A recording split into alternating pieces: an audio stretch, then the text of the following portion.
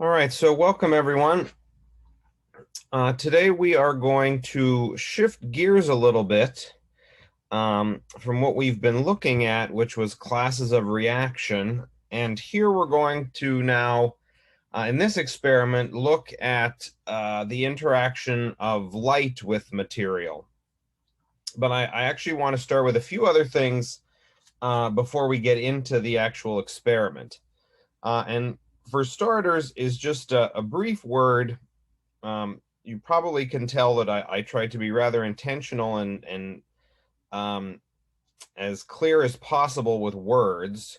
And that's important because in science, as in any other field, we use words in particular contexts that mean something that may be different than how we use things colloquially or just, sloppily in American English. And one of those things, I came across this maybe a couple of years ago now, but I still like to use this because it basically really reiterates this point exceptionally well. And here we have a bag of Domino sugar, and on the front of it, it says carbon free. Now, for someone who doesn't really, know much about what the actual chemical structure of sugar is, may just look at this, sort of a regular layperson who has minimal background in science may look at this and say, oh, well, that's interesting. This is, a sugar without any carbon in it.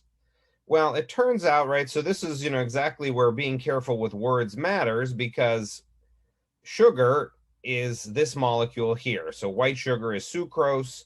This is in an organic notation, but there's lots of carbon atoms present here. So this is by no means a carbon-free molecule. But this term here of carbon-free is related to the fact that the process of making the sugar is carbon neutral in terms of releasing, greenhouse gases into the environment and other aspects with respect to things being green. So the carbon-free part is in the process of making the sugar or producing the sugar, not actually the sugar itself, right? But it's important when we utilize words or terms like this that we're very careful in how we use them, right? Another one related to this, if we think about, the term organic, right? A chemist, when we use the word organic, means a carbon-based molecule, right? But now, if you go to the grocery store and buy organic produce or the farmer's market or wherever, right, we have organic produce and non-organic produce, right? But the composition of these things is still pretty much the same, maybe a few exceptions depending on what it is and how it's made or how it's grown. But, right, organic for produce has to deal with the process in terms of what's used or not used in growing the produce or you're making the particular food item, right? It's not really that the components of it have a different composition. That still is made up of carbon-based molecules almost all of the time, since everything around us is pretty much carbon-based, right? So again, different usage in terms of how we use organic in everyday life versus in science. All right, so that's something just to be aware of, and I usually point out things as we go when these sort of issues come up, but I just wanted to start with that now.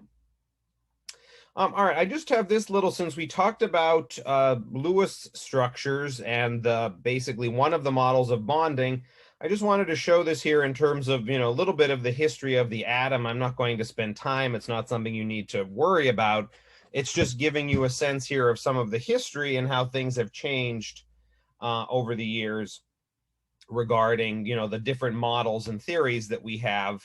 And at this point now we're at the quantum model, as I've mentioned, in terms of, how we think of the structure of the atom and as well as the structure and nature of the electron. All right, so then the next piece, and this is something I've alluded to previously, but it's going to be important for what we're looking at in our experiment this week a little bit, is a little bit more details about water. So as we'll see, water is going to have a lot of different aspects to it. And one of them has to deal with its polar nature, right? So if we think about the Lewis structure that I came up with, we ended up with a polar molecule because there were two bonding domains and two lone pairs on the oxygen, right? So what we would say here is because these are two polar bonds, there are two bond dipoles. And as a result of the molecular geometry, we also have a molecular dipole moment, meaning that there is a charge gradient or an electron gradient across the molecule, where in this case we would have the hydrogens having a partial, we usually say it's a partial charge, so a delta positive and a delta negative, because there's more pull on the electrons from the oxygen, right? So this here is just a different way to visualize it, where the blue shading for the hydrogens is meant to be more positive, and the red shading for the oxygen is meant to be more negative. So again, we can see there's a gradient of charge here as we go from, a delta positive to a delta negative. Right now, this is going to be important. This is something I've already talked about in a way, but not in this particular context. But here's where we have to think about now how these dipoles actually interact when we are adding things to water, right? And this is true for any time we're mixing two things together. But since water is our most frequent solvent, and it's also what makes us up, it's important for us to think about how water is going to interact when solutes get into the solvent. Right, so if we just start with, and this could be any salt, there's no reason why I picked copper sulfate. It could be any salt that we're looking at, or any polar covalent compound as well, depending on the solubility. But if we take 2 grams of copper sulfate, put it into a liter of water, what actually happens? Right, well, we mix a solid and a liquid together, we stir it in some way, and if the salt is soluble, then eventually we're going to dissolve the solid and end up with a solution. Right, now here's where we have to think a little bit more deeply about what's actually happening, right? That's the physical process, but chemically, what's actually happening as these two things interact. Right, so for starters, a copper sulfate, as any other salt, exists in a repeating array that we call a crystal lattice. Right, so crystalline material has this unit cell that basically repeats, more or less to infinity within the scale of the salt. Right, so what's happening here is as the solid dissolves, the crystal lattice is being broken. So we are breaking bonds of the salt, and we're basically forming new bonds. And this is the piece that I'm going to talk about now. Because in terms of a reaction, if we wanted to write out a reaction for this, we would have copper sulfate solid plus liquid water. And what we would end up with is aqueous copper sulfate. Right, so we no longer really have just pure water and salt. We now have a solution of copper sulfate. Right, and we use this AQ state of matter for these two ions. And whether we just say CuSO4 aqueous or copper 2 plus aqueous plus sulfate 2 minus aqueous, that means the same thing. Here I'm writing them as two individual ions. Now, in terms of a diagram, it would look like this, right? This is just a snapshot. This is not meant to be the entire salt. But if we look at a snapshot of the lattice, it's this little cube where we have, positive and negative ions. And what's going to happen, again, as the water's coming in contact there, if this is a soluble compound, that means basically that the bonds can be broken in the salt, and we can free up the ions in the solution. So what we have then is our cations and our anions, right? So since these are charged species, then that means that the dipole moment of water can interact with them, right? So that's one of the importances of this dipole moment on our solvent. Because now what can happen here is we can end up with waters oriented around our cation and waters oriented around our anion, right? And in this case, the difference being the orientation. For the cation, we can see that the oxygens are facing the positive ion. And for the anion, we can see that the hydrogens are facing that ion, right? Because that's where, in terms of opposites attract, that's how it works out. Now, generally speaking, what we call this is a solvation shell. And I think I have that term on the next slide. But generally, if we put something into, a solute into a solvent, we end up with a solution. We generally have a solvation shell. And that's a general term. It's not only for, only true for water, but that's what we're going to focus on since all of our chemistry will be aqueous.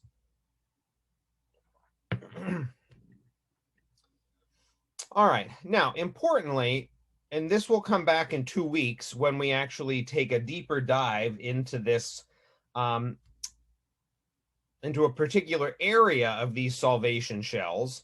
And really what an aqueous complex means, or excuse me, an aqueous ion means is this, right? We generally simplify it to be Cu2 plus aqueous, but what it really means is it's Cu with 6 waters, still 2 plus, right? So these waters are that solvation shell around the ion.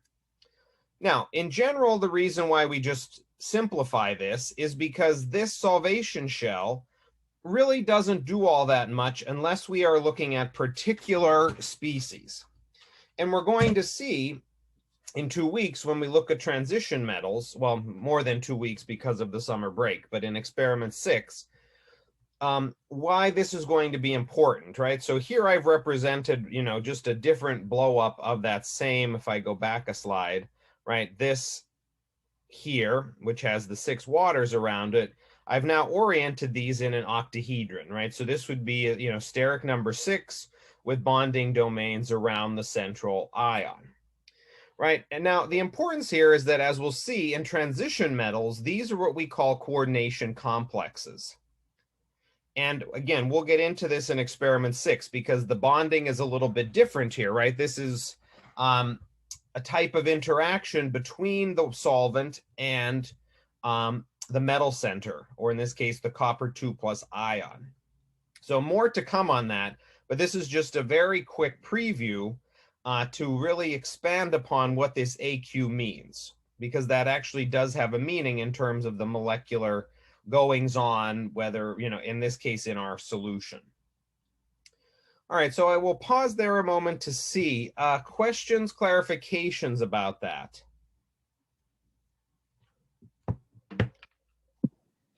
Yes, hi, Professor. I noticed that when you have the complex, you sort of flipped the H2O to OH2.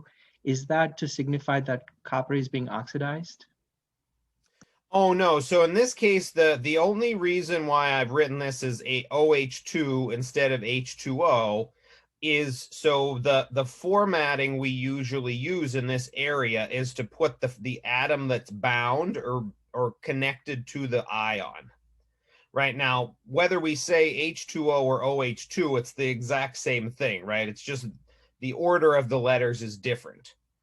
So there's no real difference. It's just that in writing it this way, the oxygen is implied that that's what's connected to the copper.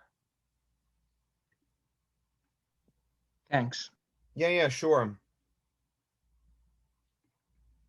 Yes, there's a question. So the solvation shell is the 6 waters around the ion.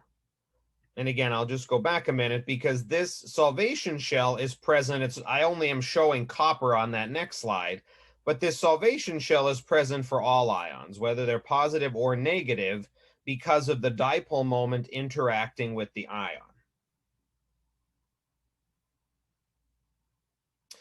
There's a question about, so the general rule of thumb is the solvation shell is 6.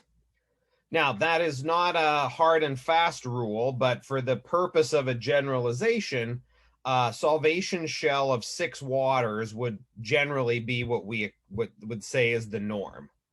You know, everything has exceptions, but in terms of a general rule, 6 waters is the rule of thumb that we generally follow.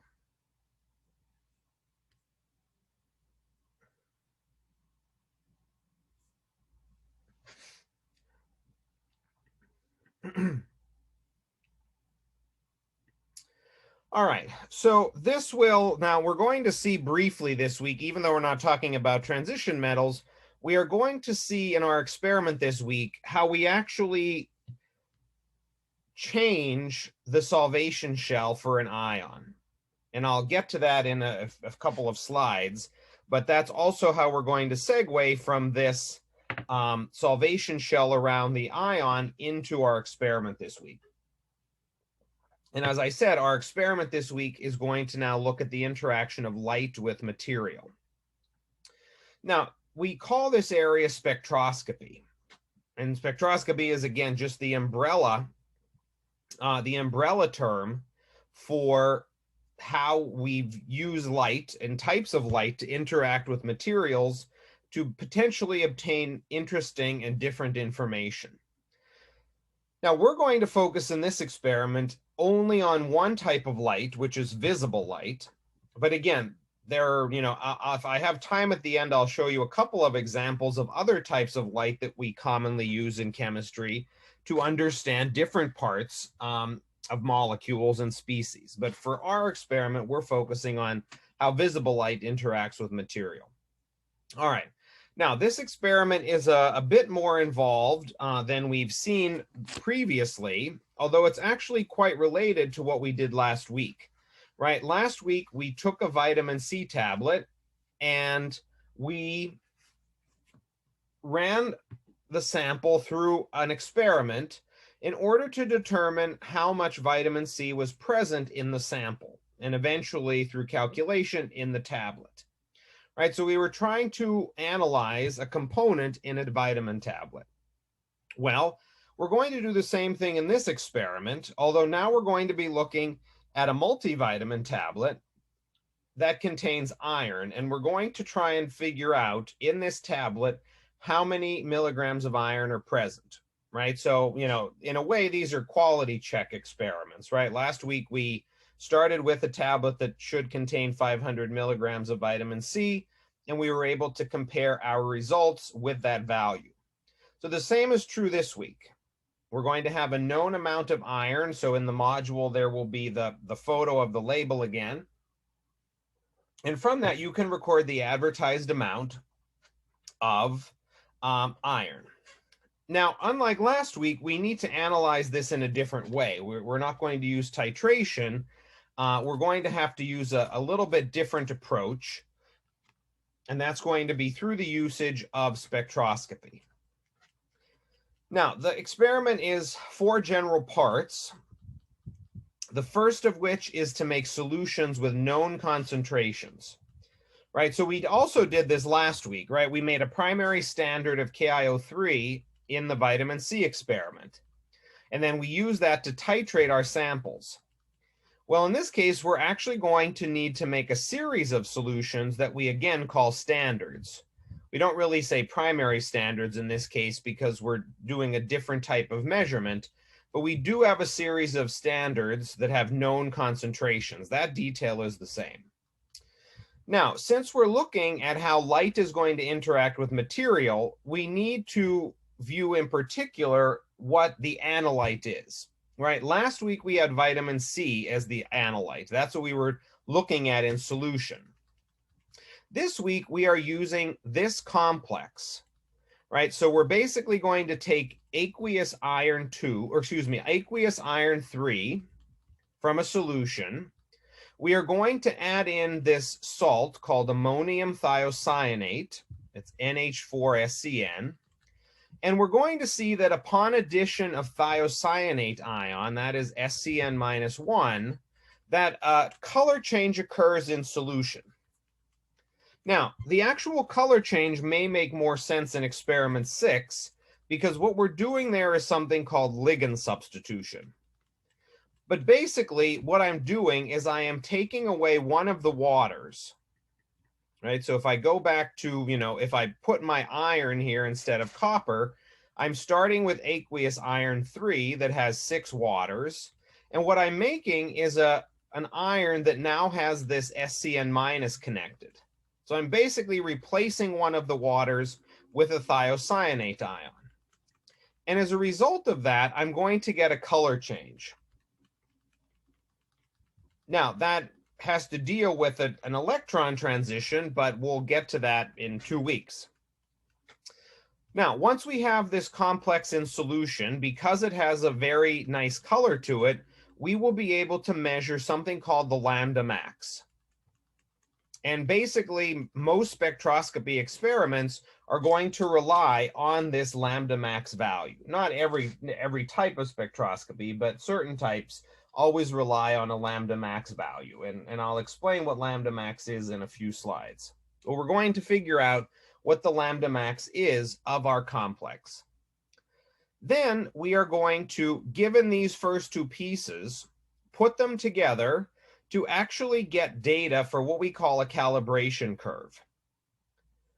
Now, the way that's going to work is that if we know, and again, I'll get to this over the next few slides, but if we know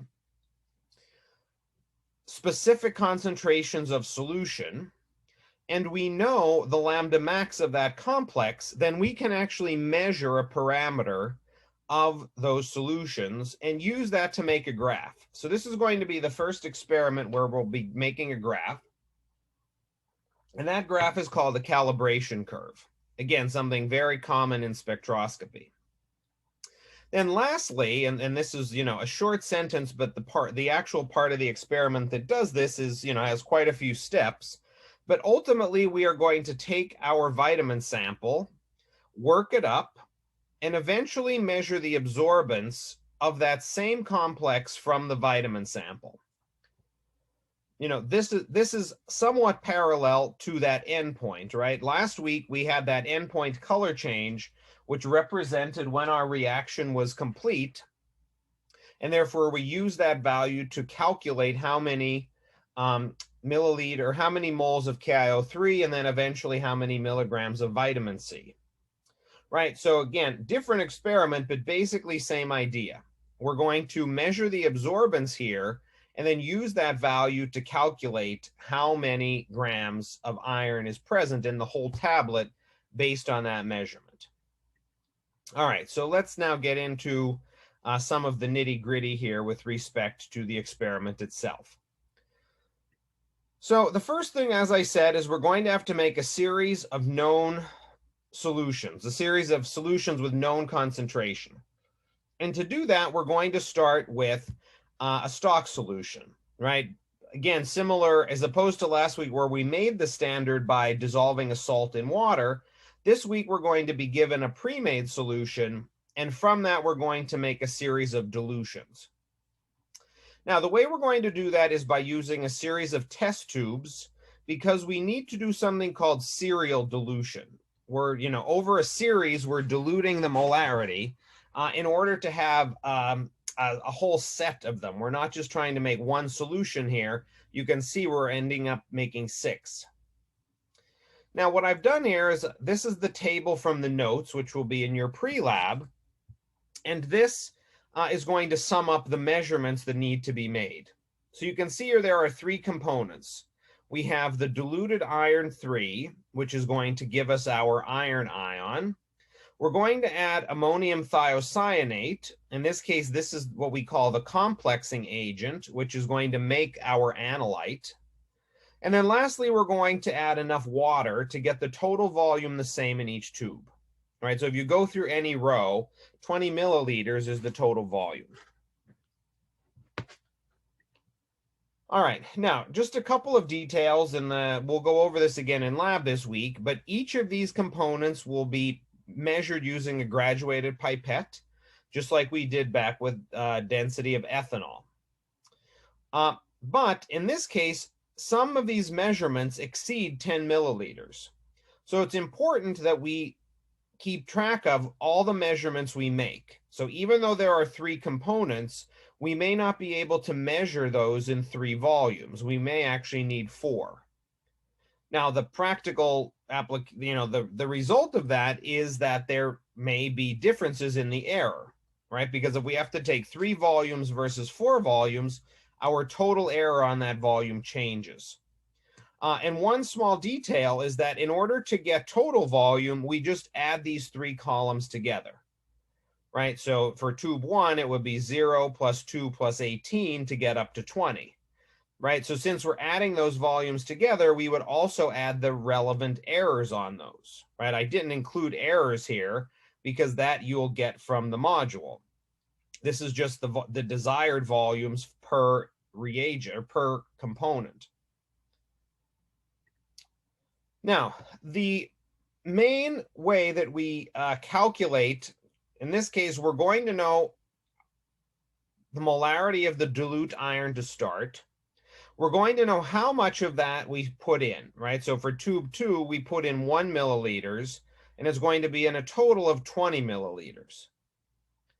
So what we're going to need to do after we make these solutions is to calculate the molarity of each tube. And the way we do that is using this dilution equation, which I wrote in the form here of C1V1 equals C2V2. Now, the alternative way is M1V1 equals M2V2. It's the same exact thing, but I say concentration is C instead of M for molarity, but it's exactly the same thing. Mine's just generalized. And the hallmark of this is that moles equal moles, right? If we're putting 1 milliliter in 20, that doesn't change the moles. It only changes the volume, which changes the molarity, right? So that is the understanding here in diluting anything, that the moles stay constant, but the volume changes and therefore the concentration. Now, at the end of this, the result is these 6 tubes. So this is, starting from 1 to 6. And we can see here, right, there's a range of colors. Tube 1 has no color. It is both clear and colorless. So here's an instance where it's important to use words correctly, because all of these tubes are clear. Again, clear has to deal with transparency, but only tube 1 is colorless. All of the others have some color to them, from this sort of, light peachy color up to this more, sort of blood orangey color, or, however you sort of like orangey amber color, depending on how you want to describe it. All right, so what we can see here in this visualization of these tubes is that as we added more iron, the color got more intense, right? So from tubes 2 to 6, color intensity got greater. All right, now that we have the tubes, or rather the solutions in the tubes prepared, now is where we have to actually start using our spectrophotometer. So just for starters, to orient ourselves here with respect to the spectrum, we're going to focus on visible light, which ranges only from 400 to 700 nanometers, a very narrow portion of the electromagnetic spectrum. And visible light has to deal with electron transitions. Now, again, I will, in experiment 6, I'll actually talk a little bit more about the details of that, of where this transition is happening, at least in one particular area. But in general, electron transitions occur when visible light is absorbed, right? So here we're talking about shining a light source on a sample and energy being absorbed by an electron. Well, in my depiction, to the left is ultraviolet, and to the right is infrared, right? So in this case, ultraviolet would be shorter wavelength, right? Less than 400, also electron transitions. Infrared is greater than 700 nanometers, and that's vibrational transitions. Now, infrared spectroscopy is very common and very important in organic chemistry, because the types of bonds that are present can be monitored through these vibrational transitions. So that's something that, if and when you take organic chemistry, you'll learn a lot about IR spectroscopy. All right, now, just in terms of the relationships here, we have the following two relationships just to always keep in mind when we're talking about light. And that is, so speed of light is frequency times wavelength, right? Meaning that these are inversely proportional. So in this case, the shortest wavelength, which would be the shortest, the shortest wavelength would be the highest frequency. Conversely, the longest wavelength would be the shortest frequency, right? Because that product has to be the same constant of the speed of light. Now, we also have this relationship that energy is Planck's constant times frequency, right? So that means as frequency goes up, energy goes up. So in terms of now the energy term, 700 nanometers is lowest energy, 400 nanometers is highest energy. Now, we're not going to be doing any calculations regarding these, but those relationships between the parameters is something we will use from time to time. And again, in a more just sort of logical way, not in a quantitative calculate way. And again, in experiment 6, we'll come back and really dive into that a little bit more in terms of how that relationship is changing when we look at our ligand exchange. All right, so now, again, keeping that in mind, what we're going to do is put our sample, in this case, our final tube, which was tube 6 solution, into our spectrophotometer. So basically, all spectrophotometers work in the same way. We have a light source, we shine that light source on our sample and detect some sort of signal, right? That's ultimately the 3 main steps. Right now, the mechanics are different based on the light source, but ultimately that's the 3 main pieces. We have a light source, a sample, and a detector. So for a visible spectrophotometer, these will all sort of work similarly to this, not exactly, but basically we have a light source that is white light, right? In this case, this is just a bulb here. That bulb gets focused, right? So we take, the light shining in all directions, we put it through some sort of device to try and get that into a beam. That beam goes through some sort of splitter, right? In this case, this can be a prism or a diffraction grating in order to go from polychromatic light, right? If this is white light, that's all the wavelengths, to a selected wavelength, right? So generally, in order to understand how absorbance is occurring, meaning absorbance of the light on the sample, we need to sort of look at it selectively. And in general, we're going to scan over a range. So what I've done here is I've taken my light source, 1 wavelength at a time. I shine that through my sample and collect here a spectrum. Right, so what I can see here, right, I have an approximate bell curve. It's not an exact bell curve, but it's close to one, that shows us how absorbance changes with respect to wavelength.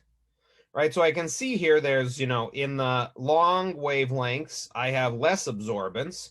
And at the higher wave, or the shorter wavelengths rather, I have more absorbance. And if I look a little bit closer, I see, right, that I put in an orange solution, but the most absorbance is happening around the blue region, right? So if I just follow the scheme on here, this is around, say 480 nanometers roughly. And this is somewhere in, the blue or green region, depending on where you look for a cutoff.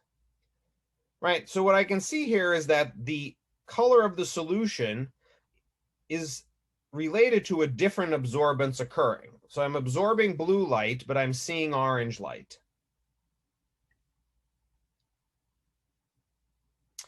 There's a question. So in this case, usually we look, and depending on the device, you can select, do you want to go 1 wavelength at a time, 5 wavelengths at a time, half a wavelength? So, the device will set, you can set that using the device.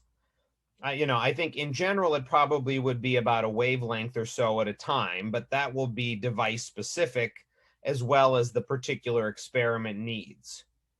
But, you're picking 1 wavelength at a time and scanning, right? So if you start at 700, you go to 699 and run a scan, 698, run a scan, right? So each of the points in this curve is what's making this smooth curve. All right, now we'll see this relationship of orange light being observed by the eye, but blue light being absorbed by the machine. There's actually a very nice little tool that we use to help us understand that, called the color wheel. But before I get to that, just another word now about where this lambda max fits in. And lambda max, which, that's the short version of wavelength of maximal absorbance. Right, and that basically is as simple as it sounds. So it's the wavelength at which the absorbance is highest, right? Maximal absorbance. Now, in general, the machine is going to pick this for us. It's going to just see whatever has the highest A value, which is absorbance. It's going to just pick for us whatever that wavelength is that corresponds to it. Now, why do we care that and use lambda max? Well, there's sort of two related reasons. The first is that if we think about this in terms of relative error, then there is the least relative error at lambda max. Because for our device, the error on the absorbance is plus or minus 0.004.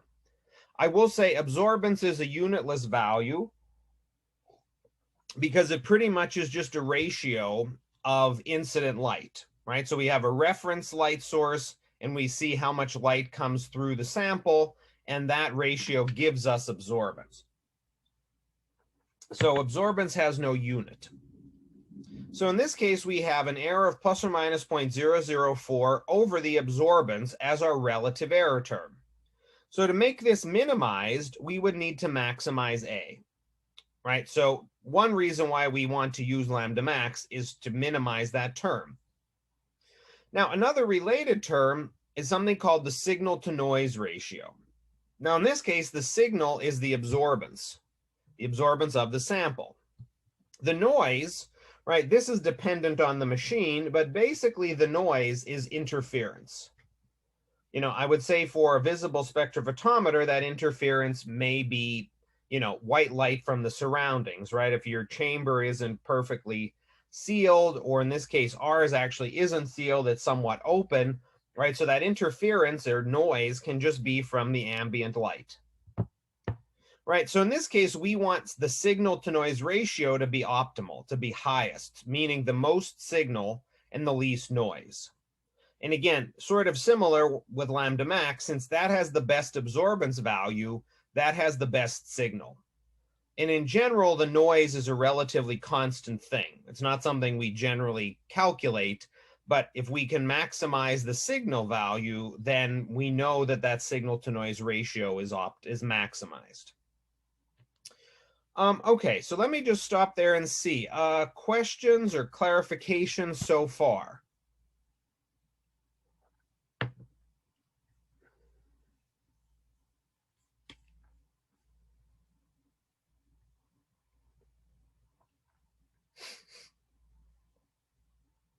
So, Professor, did you say that noise is one of the ways that we have noise is from the top being open? Is that what you said? Well, so for a visible, you know, so it's going to be dependent. So every spectrophotometer will be a little bit different depending on what type of light. But for a visible spectrophotometer, yes, you know, ambient light getting into the chamber certainly can be a source of noise. Or, you know, noise and interference in this case are interchangeable. Costanza. I was wondering a little bit if you could elaborate on the, like, within the context of our experiment, what the value of the maximum absorbance like really means.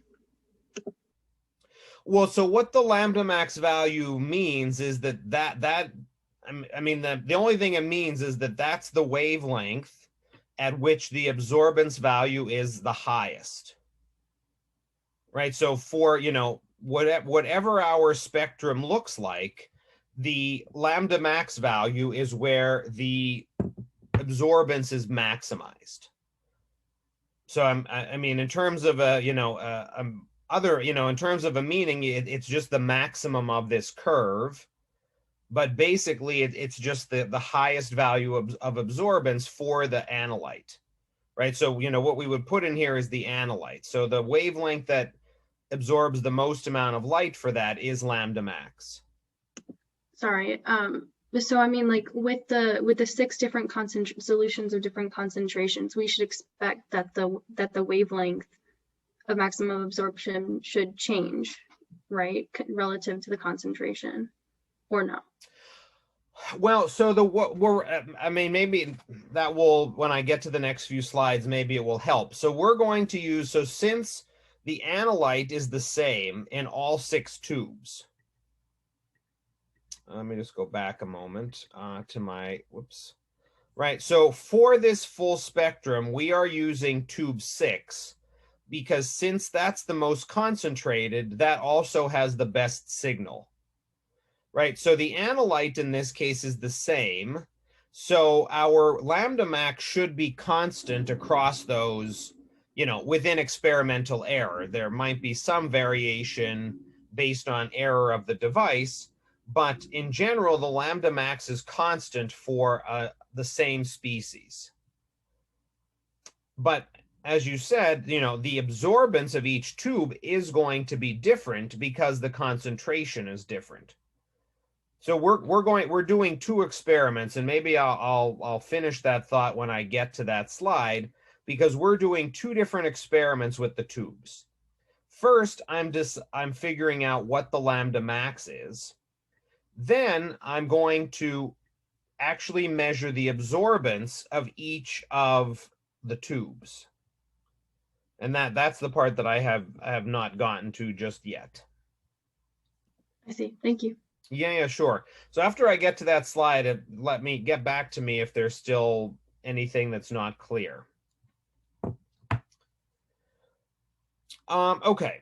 So now just a quick few additional details related to the relationship here between what we see and what we're measuring in terms of the light, right? And that's here where we have this color wheel. Now, for sake of time, I can't really get into a lot of the nitty-gritty here, but basically the way our eyes work is that and I forget if it's the rods or the cones, but we basically have 3 of those that perceive certain colors. But the way it works is that the particular light that's absorbed actually is shown in our brain as the opposite color. And the little handy tool we have for this is something called the color wheel. And the utility of this is that it's rather simple in terms of organization. We just have, this is basically a Trivial Pursuit piece, right? And this is a bit of a simplification, but the nice thing is that it works in many cases, right? It's not perfect, but it does work quite often. So the orientation here is that, right, we have red and green are opposite, orange and blue are opposite, and yellow and purple are opposite, right? So we call those the complementary colors. Now there's other colors that aren't present here that I'm not going to get into, but right, in terms of these 6 colors here, that's how they're going to be organized, right? So if I just go back to my other slide, right, I had an orange solution and I had an absorption, around 470, 480, something in the high 400s, right? So if we look at our color wheel, right, we're seeing orange, or I'm telling you that's what the solution is, and it's absorbing in the 470s, 480s, right? So I can see here that that's pretty much right in that range, right? So I'd be absorbing blue light and I'd be showing orange light. And now that's a result of that blue light being absorbed into the material, right? As I shine the light on the material, that electron is absorbing that light, in this case, the blue energy. And what's left is the complement of that, which is the orange light, which is why I'm seeing that. I'm detecting that, either in my eye detector or the actual spectrophotometer. Now, in terms of this, you do not need to memorize this. I will provide this. You don't need to, it's good idea if you remember the boundaries of the visible region, but you do not need to remember the boundaries of the colors. And in fact, depending on where you look, those boundaries vary a little bit. And the true boundaries are actually quite complicated because it's a far more complicated picture than just this simple little 6 wedges. All right, now just to go through a couple of examples here to sort of show the utility of this tool. So again, if we have a lambda max of 610, right? So in that case, we find 610. This is the light being absorbed, right? So 610 would be in the orange wedge, right? Between 647 and 585, right? So if we're absorbing orange light, then we would expect to see the complement, which is blue. right? And in this case, the reason I picked this one is because that's actually copper sulfate. And that actually is the lambda max for copper sulfate. This isn't just an example. This is actually the real lambda max, right? And not the best picture, but sort of the nicest one I could find, right? That's copper sulfate solution, right? It's a nice blue color. Now, we don't really get into too much with respect to layers, right? So, I mean, blue is a broad descriptor for many shades of blue, right? So we're not getting into that subtlety. We're just saying that it's a blue solution, right? In terms of the tool, it's an approximation here. It's not a hard and fast explainer of particular colors. All right, now if we look at another one, 580, right? So we find that 580 here is in the yellow region of the spectrum, or the wheel, right? So that's absorbing yellow light. And the complement of that is purple. So we would expect to see something in the purple region with respect to a solution. And this one, so here we have potassium permanganate, KMnO4. This one isn't quite as nice a correlation as the copper one, because that solution, you know, depending on the concentration, is a little bit more pink than purple. Right, but the one layer here is that not all spectra are just a simple pseudo bell curve. You may actually have, you know, more than one lambda max. You may have much more features in the spectrum. You know, that's where the complexity of this starts to show, right? But by first approximation, it's pretty close. Not great in this case, but pretty close. Right, now in this case, here we have a lambda max that's 252. Right, now that's less than 400, which means that it's UV. So we would expect no color, but that doesn't mean that a lambda max isn't present. It's just that that particular absorption doesn't mean anything to our eye in terms of seeing it. Right, an example, caffeine, is actually a perfect example. This is this is also a true lambda max value, because in UV spectroscopy, we use that exact wavelength for monitoring caffeine. So if we wanted to, say, take a sample of coffee or soda or something and measure how much caffeine was in it, we would use UV spectroscopy. Same thing on the other end. So beyond 700, right, water is also colorless, right? There's no color to water, but it does have a lambda max. And in this case, at 739, that would be a vibrational mode. Right, now the vibrational mode doesn't appear in any way to us, right? If we look at a glass of water, it's just a glass of water. We're not seeing that absorption because that's not what our eye detects.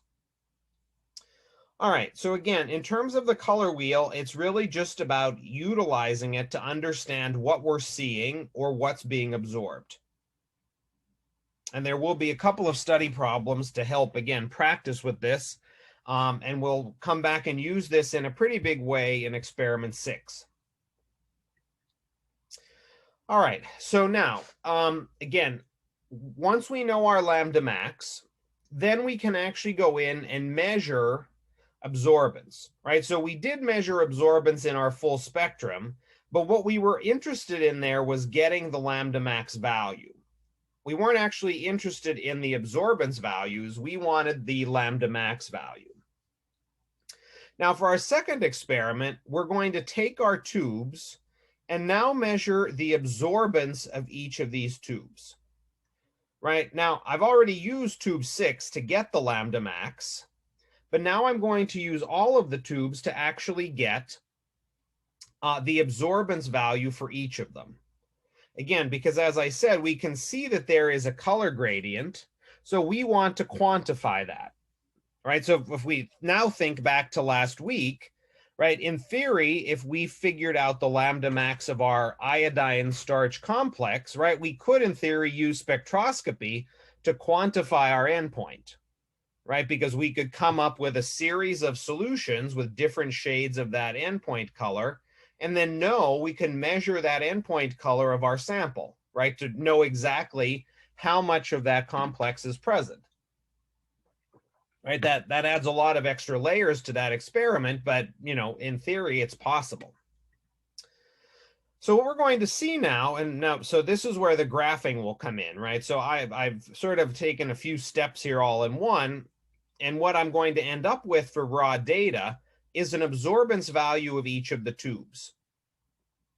Now, tube 1, and I'll come back to this as well, but in a spectrophotometer, we need to set a reference point, right? Now, one thing we've seen already that does this is the balance, right? If I want to directly measure something on the balance, then I have choices, right? I can either measure it directly on the pan, I can put on a piece of weigh paper, I can put on a beaker, I can put on whatever device I want, right? And I can either get a mass by subtraction, or I can tear out the mass of that receiving item and measure it directly, right? And I've done that so far in a couple of experiments where I put the weigh paper or a beaker and I measure the mass of the salt or the compound directly, right? So what's that's doing is setting a reference point, right? The mass of the beaker isn't actually 0. The balance is just saying, okay, I have the beaker on there, and I'm saying that now that mass of that beaker is now set to 0. It's not truly 0, it's just setting it to 0. So the same thing is true here. I'm going to use the blank solution. So I call a solution that doesn't have my analyte is my blank. And in this case, the first tube is the blank because I did not put iron. If I go back to that chart, I put no iron solution in tube 1.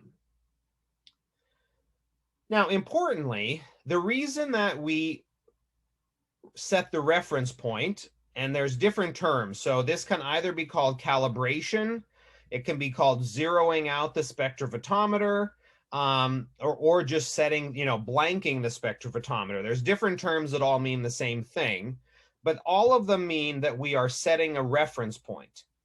And in this case, that reference point is going to account for the absorbance of everything except the analyte, right? In every tube, in addition to the analyte, I have water and I have excess ammonium thiocyanate.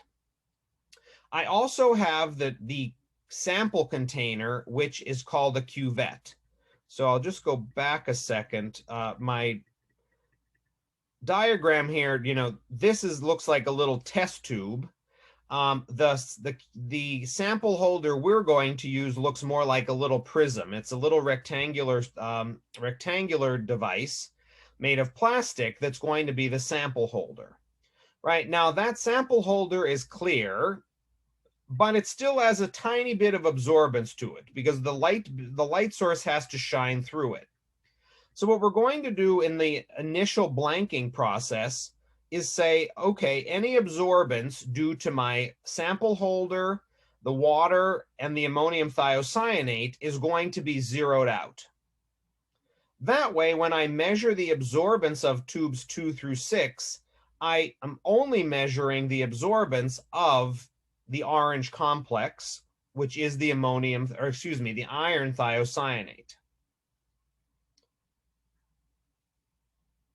Then I will measure how much absorbance is for each tube, right? So instead of me giving you a table, what I've shown you here is the graph that we end up making, because in this case, this is not the actual data, but this basically is what it will look like. We're going to have 5 data points. We are going to graph them as a scatter, and then we're going to add a trend line that is going to show us the relationship between the points. And I'll come back and say a few more words about that in a moment. But what we can see here is that we get a nice linear relationship, right? From tubes 2 to 6, we have a nice line, right? This is a nice straight line that gives us a relationship now between absorbance and molarity. And that's where now we call this a calibration curve, because this basically says that based on these 5 data points, I now can figure out if I have an absorbance that falls on the line, I can get a concentration. If I know a concentration, I can calculate an absorbance. And it turns out that the line we get here is actually something called the Beer-Lambert relationship, or the Beer-Lambert law. All right, now just to come back to the 2 graphs, right? We've done 2 different experiments here. we first took tube 6 and we scanned the visible region of the spectrum. That allowed us to get lambda max because we are varying wavelength, right? We're holding molarity constant because I only put in one sample and I scan the visible region. So what I end up with here is a variation of absorbance by wavelength. On the left, which is my second experiment, well, series of experiments that allow us to make this graph, there I am at constant wavelength and I am measuring absorbance as a function of molarity, right? So I've done two different things. On the right, I vary wavelength. On the left, I vary molarity, right? So I'm only varying one thing at a time. I don't have multiple items changing or multiple variables changing. All right, now here's where there's a question about error bars on the graph. For this graph, since it's the first one, you do not need to include any error bars.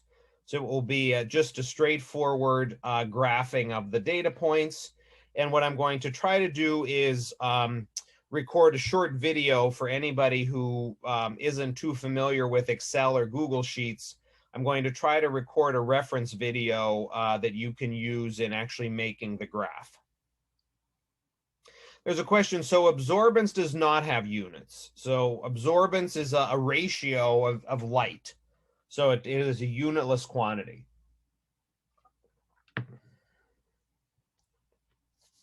All right, so here we have this Beer-Lambert law.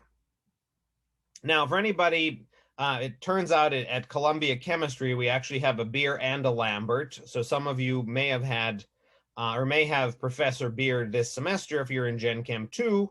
And we actually had a Professor Lambert who left for another university, but it's not actually those two individuals who are responsible for this relationship. It's just as coincidence that we had a Professor Beer and a Professor Lambert in our department. And the Beer-Lambert relationship is a pretty simple one. It's absorbance equals epsilon CL, right? And if we look back to this graph, right, I expect a pretty simple linear relationship, right? This is just a y equals mx plus b. Now, the Beer-Lambert law is actually simpler than that. It's just a y equals mx. And in terms of what these terms are, so C is the concentration.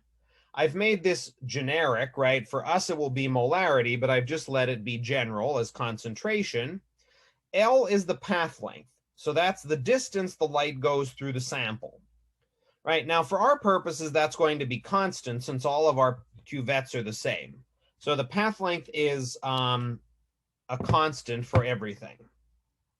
And the last thing is the extinction coefficient. The extinction coefficient may also be called the absorptivity or molar absorptivity. It is pretty much a proportionality constant to account for the wavelength, right? So the extinction coefficient is y.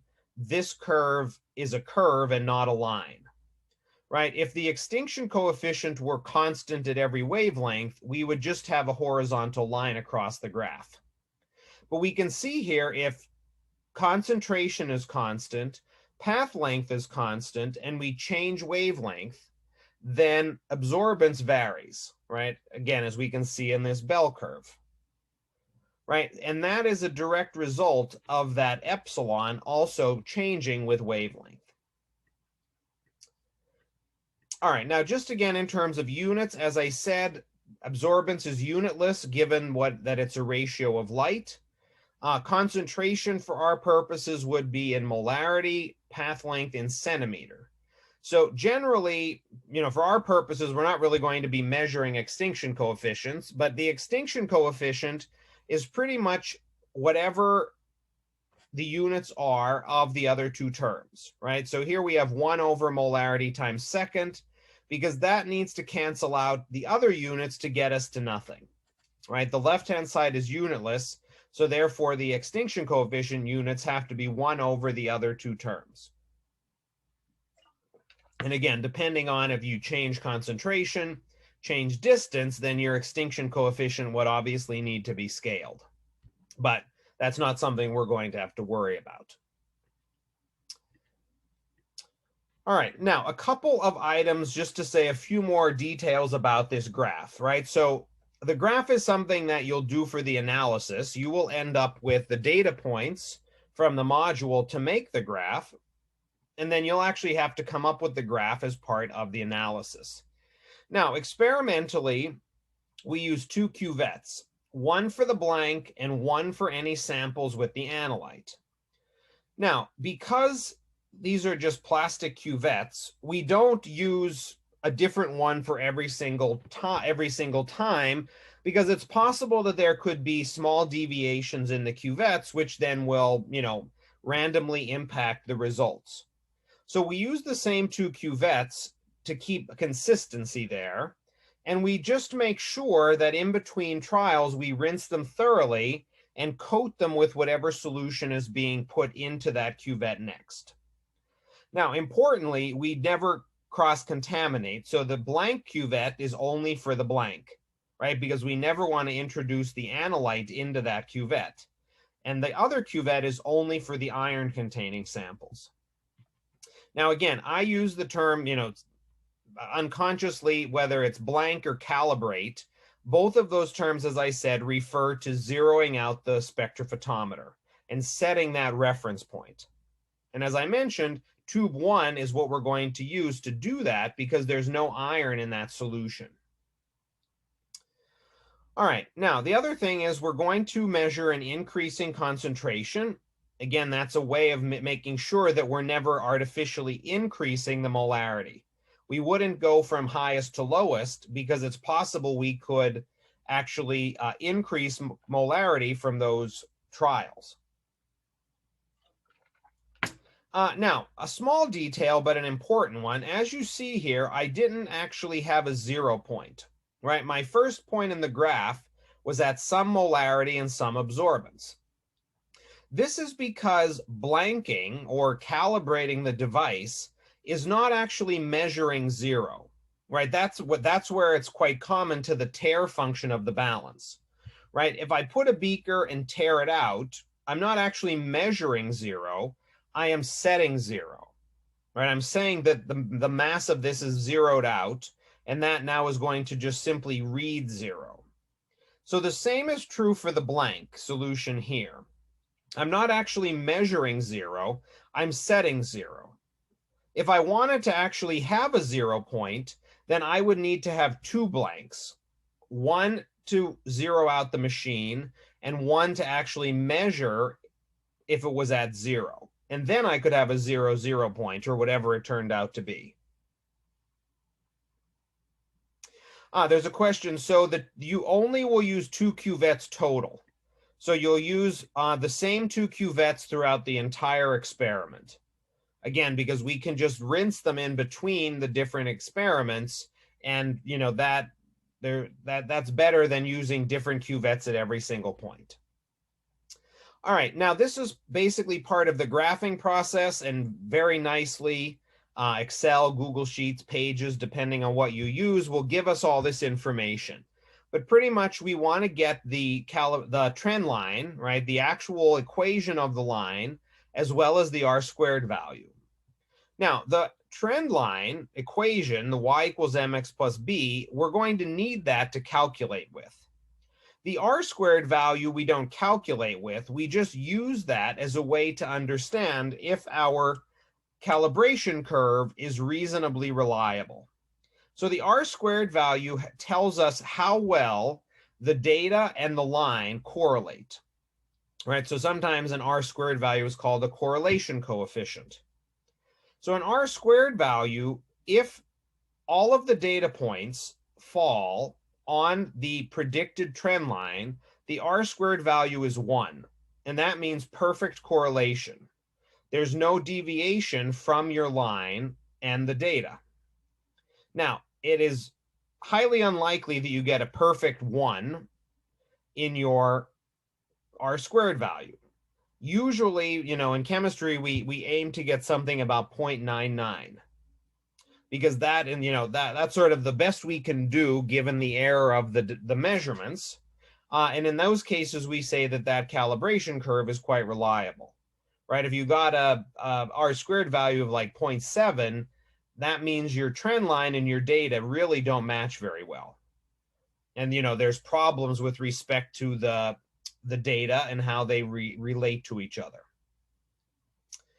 All right, now in terms of the vitamin workup, I'm going to actually save, for sake of time, as well as to have a little bit more flexibility to talk about this, I will actually save this and go over this in the beginning of lab, because the vitamin workup is quite a few steps, and each of them requires a little bit of explanation. So I'm just going to put up all my animation here and say a few words, and then we'll come back and talk in lab this week about more of the details. Now, ultimately, just like last week, I'm going to start with a tablet. I'm going to get the mass of it, crush it up, and then measure out a small sample from the tablet, right? So that mimics exactly what we did last week. Then I'm going to work up that sample, right? Now, the workup has a lot of steps, but ultimately what I'm going to end up with is 3 solutions. You know, this would be trial 1, trial 2, and trial 3, just like last week. And I will be able to measure the absorbance of each of them. Now, the other thing here is that I will have a new blank, and I need to do that because there's additional reagents I'm using in this part. So the tube 1 from the first part can't work the same way. So I need a new blank, again, in order to zero out my spectrophotometer correctly. Now, my lambda max is staying constant. I'm not changing my lambda max. Once it's set, it's set. But I can re-zero the device at the same lambda max, no problem. And that's what I will do before I measure these 3 absorbances. So again, I'll come back to this slide, actually this slide and the next slide, because this is the calculation based off of that. And this, again, it will be better to have some extra time to talk about that at either the start or end of lab. We'll see. I'll see where it's better to put that, but I will come back and talk about these 2 slides. All right. Now, again, these will be relevant when I talk about the workup. What happens, you know, in terms of, there's no discussion this week, but just in terms of thinking about experimental errors, if you add too much or too little of a reagent, that can potentially impact the results, right? So that's something, again, to think about, and we can talk more about in lab. All right, now some safety considerations. As usual, always wearing PPE, understanding what waste goes where, again, because only water goes down the drain. Now, there are a couple of specifics for this experiment. Caution with hot glassware. In this case, just like experiment 2, we are heating up our vitamin sample to help break down the tablet. So we want to be careful with that beaker, not to burn ourselves. We are going to be using in this experiment a concentrated acid, so nitric acid to be particular. And in this case, nitric acid is not a very friendly acid. It is highly corrosive. It also is it fumes because it basically is made by bubbling gas through water, right? So some of those fumes are the gases that escape. Right, now this particular acid, we actually minimize a lot of the exposure by putting it into a solution dispenser. And in this case, that's the same thing we used for the starch. You know, a different size pump, but basically the same basic idea. So that means that avoids us having to really work with and measure this acid out. It just automatically will dispense based on how the volume is set. And that avoids us having to really manipulate it at all. Now, important, I did point this out previously early on in the semester, but it's most relevant here because we never want to pipette from a stock bottle directly. As I said, if we do that, we can potentially run the risk of contaminating the entire stock bottle. And I actually have a specific example of that I'll show next time, where that did actually happen, you know, accidentally, of course, at the end of a lab one day. Now, the order of reagents is important here in the last part. So I'll just, there's a lot, actually, I won't go back because that's a lot of animation to go through, but in the vitamin workup, there is an area where order matters. And again, I will point that out and go through that order in lab this week, but that is an important detail here to be aware of. And in this case, for safety reasons, it's important that we follow that correct order as well as chemically. And then as always, anytime we have multiple trials organization, that we're keeping track of, that we're adding everything to each trial, that we're keeping everything clear and organized between them. Okay, I guess before announcements, I'll pause there. Other questions? There's a question. So the dry lab activity is actually, the dry lab fits in because it's going to help build your Excel skills. So the dry lab activity doesn't chemically fit in at all. It's sort of like dry lab 3, where it's going to help build skills that allow you to be more familiar with certain tools for lab reports. So the Excel activity is really about learning and making sure everybody knows how to work in Excel in order to be able to make graphs without too much difficulty.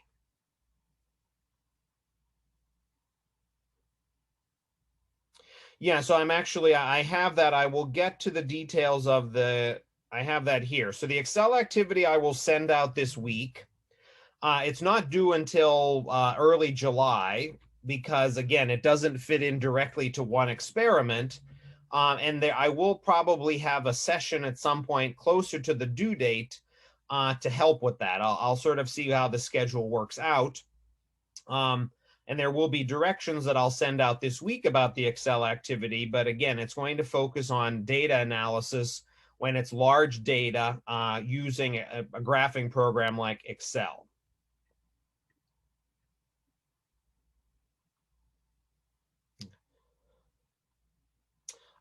So in terms of the lab kits, I am hoping we will use those right when we come back from summer break.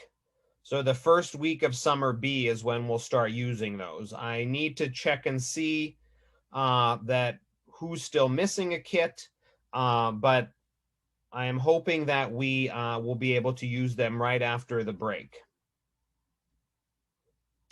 Oh, sure. So, if you are familiar with more advanced graphing tools, by all means, go for it. The expectation is either using Google Sheets, Excel, or Pages. But if you're familiar with more, advanced software, by all means, you can use that.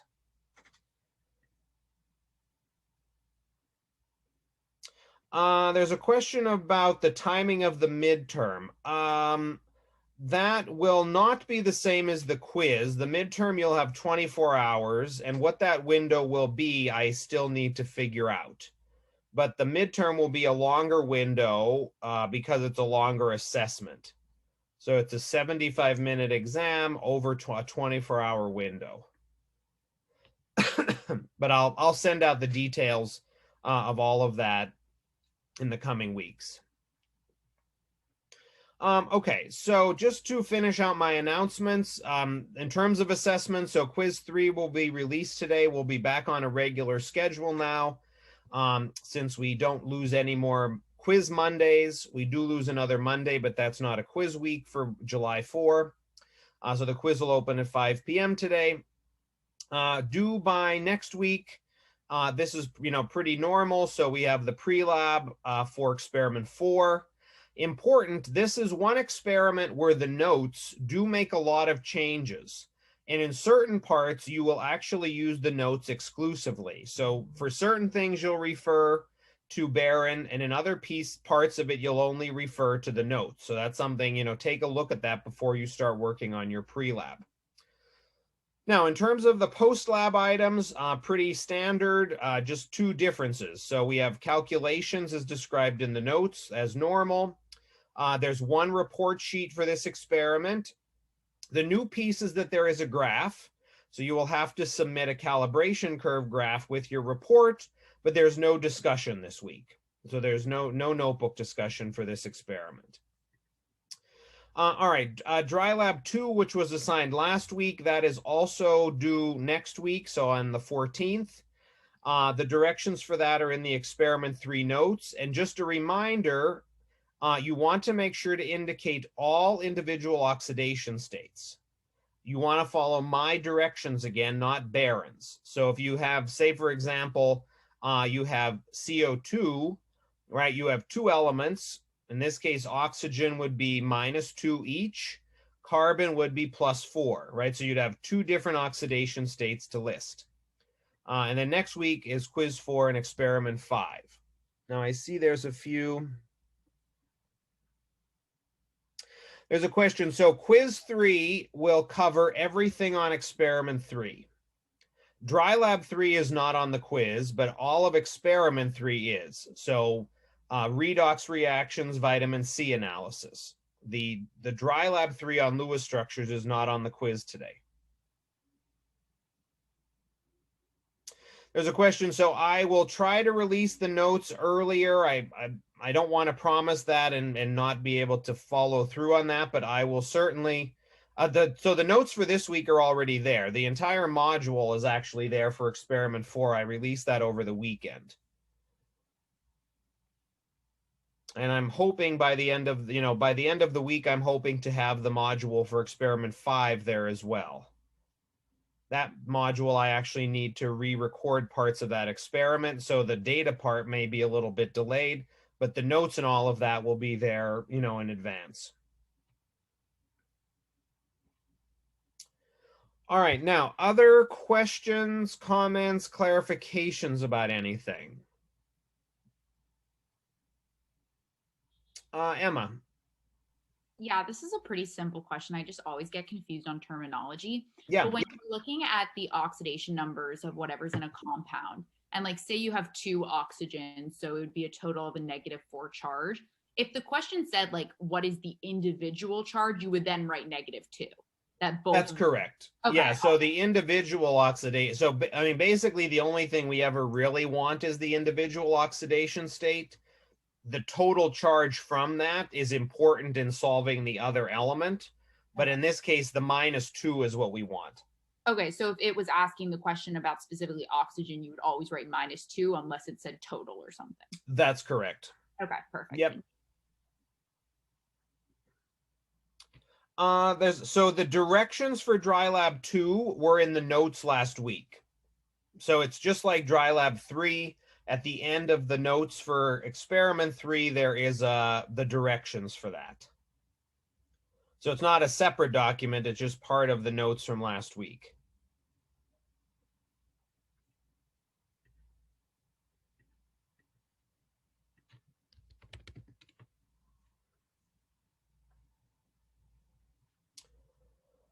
All right, so I just want to quickly go over these this slide, and then I'll see what other questions there are, and we'll call it a day.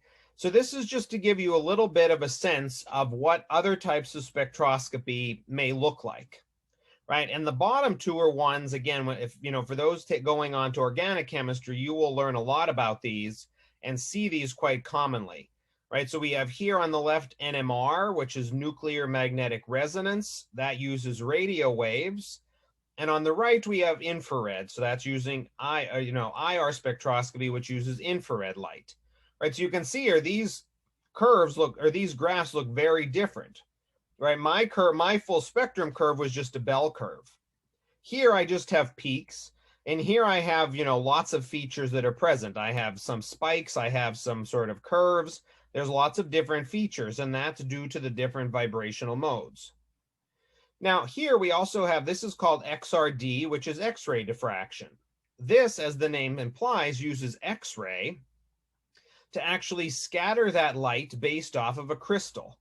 Right? This actually is a molecule I had made in graduate school, and this is the crystal structure that we were able to solve for.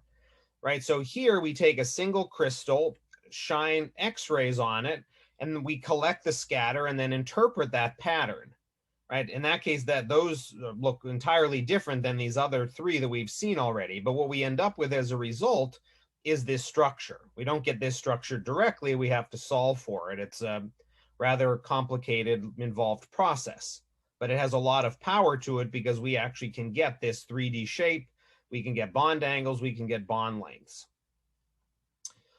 All right, so I will Let me stop the share. I will end there and see if there are any other questions, comments, clarifications about anything.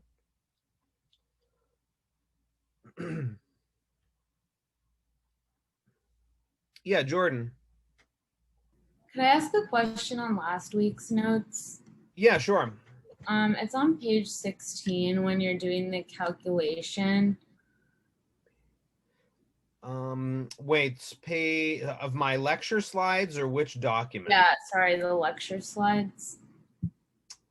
Sure. Let me just pull that up since I don't remember what was on that slide. Okay, yeah.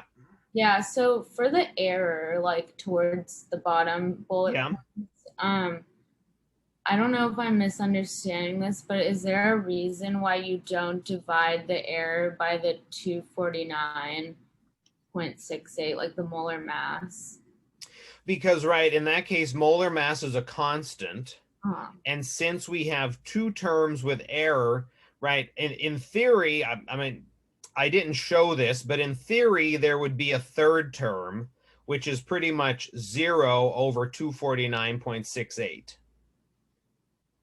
Oh, okay. Right, because, you know, if we think of each of the pieces of the multiplication as a term, we have the error from the mass, the error from the volume, the error from the molar mass is just 0 over the molar mass. Okay. So we don't normally include it because it doesn't change the math. Got it. Okay. I thought when there was a constant involved, we like multiplied through. Like I thought that we had to divide all the terms by that value. No, so that's only in a case where there's one error. Right? So if it's one absolute error, that works. If as soon as we get two, that no longer applies. Okay, that makes sense. Thank you. Yeah, sure. There's a question. So for Dry Lab 2, you're only responsible for question 1 and question 3.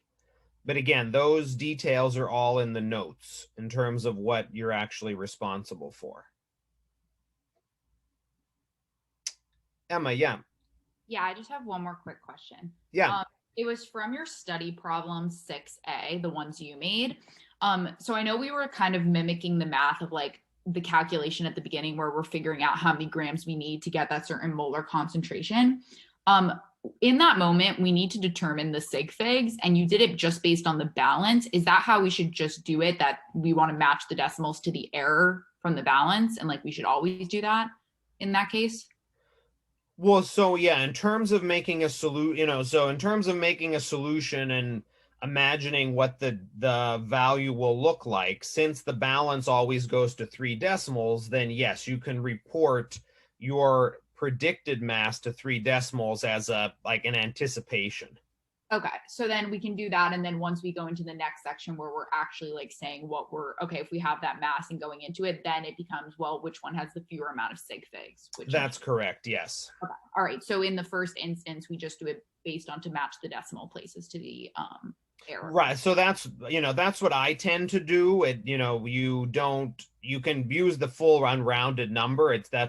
Isn't any more right or wrong. I just generally express it to the 3 decimals as in anticipation. Yeah, I was just getting it in the idea of like, I didn't know what to submit or like write down as an answer. Like I had that value, but I didn't know where like I would stop on the number. Okay, got it. Okay, thank you. Yeah, sure.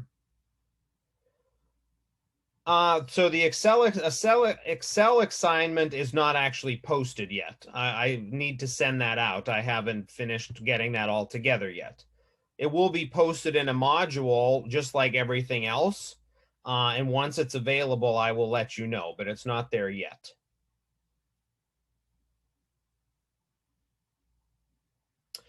There's a question. So regarding oxidation states in experiment 3, I don't know how to give an answer on the weighting of that because I sort of see them as all intimately intertwined. So the weighting of oxidation states and experiment 3, I don't have an answer to that question, unfortunately, because again, I just sort of see it as all connected in one big thing. Daniel. Yeah, I wanted to ask in your, what is this? Study problems for experiment 3. Yeah. Or the question 6b. You said it's 0.05 plus minus 0.00009 molar, but our group kept getting 0.005 plus minus 0.00005. So I was wondering if we did it wrong or if there's an error in the notes or. Can you email me your work and I'll take a look? Without looking over your work, I have no idea how to answer that question, but if you email me your work, I'll review it and get back to you. Absolutely. Thank you so much. Yeah, sure.